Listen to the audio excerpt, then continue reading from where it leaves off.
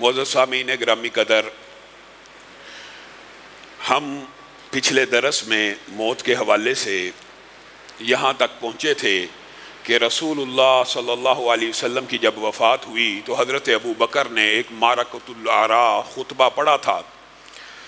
جس کو سننے کے بعد حضرت عمر نے کہا کہ آپ کی گفتگو سننے کے بعد میں یوں محسوس کرنے لگا میری کمر ٹوٹ گئی ہے، میرے پاؤں بوجھل ہو گئے ہیں، اور مجھے رسول اللہ صلی اللہ علیہ وسلم کی وفات کا یقین حضرت ابو بکر کے اس خطبے کے بعد آیا، اور صحابہ کو یوں محسوس ہوا کہ قرآن پاک کی یہ آیات شاید ابھی نازل ہو رہی ہیں اور شاید اس موقع ہی کے لیے نازل ہوئی تھی۔ تو گویا صحابہ کے لیے وہ دن بہت بڑے دکھ کا، غم کا دن تھا۔ ہمارے ہاں اس حوالے سے بہت زیادہ افراط و تفرید پائی جاتی ہے، جس حوالے سے آپ کے سامنے چند گزارشات کو رکھا تھا، اور جیسے جیسے یہ مراحل عالم ارواح سے عالم رحم مادر، عالم دنیا سے عالم برزخ کی طرف جاتے ہیں، یہ باطل تصورات اور فکر و خیالات اتنے زیادہ معاشرے میں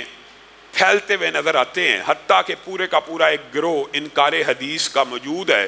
جو عالم برزخ کی کفیات ہی کا منکر ہے، جو عالم برزخ میں عذاب ہی کا منکر ہے، جو عالم برزخ میں میت کے کلام ہی کا منکر ہے، وغیرہ وغیرہ۔ انشاءاللہ اس حوالے سے چند گزارشات کو آپ کے سامنے رکھیں گے کہ میت کے ساتھ جو احوال پیش آتے ہیں، اس احوال کے اندر آپ خود دیکھنا کہ منکرین حدیث کہاں سٹینڈ کرتے ہیں، اور جو منکر حدیث ہوتا ہے وہ حقیقت میں منکر قرآن بھی ہوتا ہے، کیونکہ جس قسم کی حدیث کا انکار کیا جاتا ہے بعین اسی طرح کی اللہ رب العزت نے کلام حمید کے اندر آیت بھی نازل کی ہوتی ہے۔ المہم یہ کہ اگر رسول اللہ صلی اللہ علیہ وسلم وفات پا گئی اور صوفیوں کے باطل تصورات کے مطابق آپ ایک لمحے کے لیے وفات پائے، آپ کا پھر دنیا سے رابطہ ہو گیا اور دنیا میں آتے جاتے ہیں وغیرہ وغیرہ، تو آپ ایک بات بتلائیے کہ رسول اللہ صلی اللہ علیہ وسلم کے پاس ایک مومنہ عورت آئی اور آ کے کہنے لگی، اے اللہ کے رسول، میں آپ کے پاس آئی ہوں، اگر اگلے سال میں آؤں اور آپ کو نہ پاؤں۔ کتنی عام فہم بات ہے، اگر موجود ہی تھے تو رسول اللہ کہتے ٹھیک ہے، میں نہ بھی ہوا میں تیرے سے ملاقات کر لوں گا۔ کہا اگر میں آؤں اور آپ کو نہ پاؤں، تو رسول اللہ صلی اللہ علیہ وسلم نے کیا جواب دیا تھا؟ پھر ابو بکر کے پاس چلی آنا، پھر ابو بکر کے پاس چلی آنا۔ گویا ابو بکر کی خلافت کے اوپر بھی یہ بات دلالت کرتی ہے، اور یہ بات اس بات کے اوپر بھی دلالت کرتی ہے کہ جو دنیا سے چلا جائے، عالم برزخ میں پہنچ جائے، یہ ون وے ٹریفک ہے، پھر اس کا پچھلے عالم میں واپس آنا ممکن نہیں ہے۔ میرے بھائیو، ایک منٹ جو گزر گیا اگر وہ واپس نہیں آتا تو ایک عالم ہی بیت گیا۔ اس عالم میں واپسی کیوں کر ممکن ہے اور کس طرح ہو سکتی ہے؟ یہ خلاف شریعت اور باطل تصورات ہیں۔ بہرحال یہ ایک طویل موضوع ہے کہ اگر انبیاء کو وفات آ گئی، اگر صلحاء، اولیاء، شہیدوں کو، اور یہ بات بھی سمجھنے کی ضرورت ہے، اگر یہ وفات پا جانے والے اس دنیا کے حکم میں وفات شدہ یا فوت شدہ نہیں ہیں، تو ایمانداری سے بتائیے بل احیاء، اللہ تعالیٰ تو ان کو زندہ کہہ رہا ہے، شہداء کو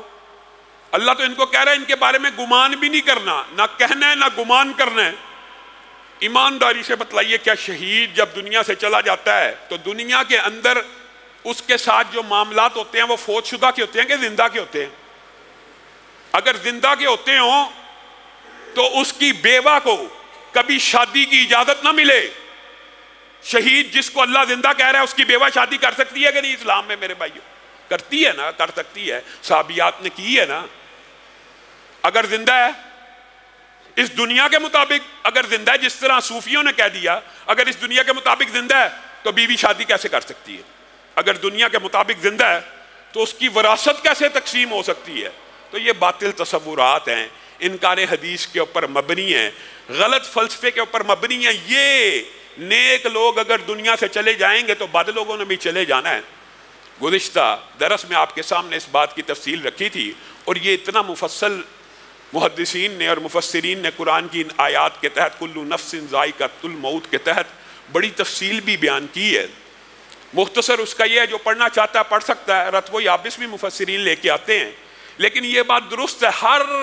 جاندار نے موت کا ذائقہ چکھنا ہے، ہر شے کے اوپر اللہ تعالیٰ نے کلو شیء ہالک کا قانون لگانا ہے۔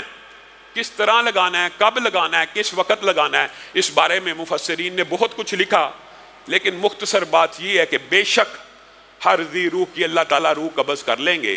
آسمان کے فرشتوں کی روحوں کو بھی قبض کر لیا جائے گا۔ اس کی ڈیٹیل اور تفصیلات بعض مفسرین نے بڑے عجیب انداز میں بیان کی ہے۔ مختصر یہ کہ جب دنیا کے اندر ہر ذی روح کی روح کو قبض کر لیا جائے گا، تمام جلیل القدر فرشتے بھی، ہر چیز جب موت کا ذائقہ چکھ لے گی، اس وقت اللہ تنہا یگانہ یکتا اعلان کرے گا، لمن الملک اليوم، لمن الملک اليوم، آج بادشاہی کس کی ہے؟ کہاں پہ ہیں وہ جابر سلطان، کہاں پہ ہیں وہ بادشاہ، کہاں پہ ہیں وہ متکبر جو اپنے ناک کے اوپر مکھی کو نہیں بیٹھنے دیتے تھے؟ اور اللہ پتہ نہیں کتنا عرصہ یہ صدا لگائے گا، لمن الملک اليوم۔ کائنات میں کوئی صدا اور پکار کا جواب دینے والا نہیں ہوگا تو اللہ کہے گا للہ الواحد القہار،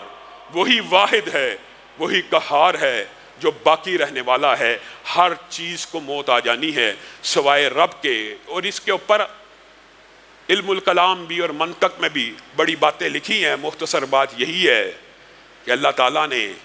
وہ ہمارے اندر صلاحیت اور مخلوق کے اندر وہ کیپابلٹی اور ابھی وہ حس پیدا نہیں کی، وہ اتنا صلاحیت پیدا نہیں کی کہ اپنے رب کی رویت کا، اپنے رب کی رویت کو کر سکیں اور اپنے رب کی رویت کا جو روب ہے اس کو برداشت کر سکیں۔ حضرت موسیٰ بھی چکرا کے گر گئے تھے، اللہ نے کہا تھا اس پہاڑ کو، اگر یہ پہاڑ کھڑا رہا تو دیکھ لے گا، اگر پہاڑ ہی نہیں کھڑا رہ سکتا تو موسیٰ تو کیسے دیکھ سکتا؟ لیکن ایک وقت آئے گا اللہ تعالیٰ دوبارہ سے تخلیق کا، صلاحیت کا ایسا سسٹم بنائیں گے کہ ایک نبی نے، ایک عام بندہ مومن بھی انشاءاللہ کل قیامت کے دن اس آیت کا مصداق ہو جائے گا، وجوہ یومئذ ناظرہ الی ربہا ناظرہ، چمکدار چہرے قیامت کے دن اپنے رب کا دیدار کریں گے۔ اللہ تعالی ہمیں ان لوگوں میں شامل فرمائے۔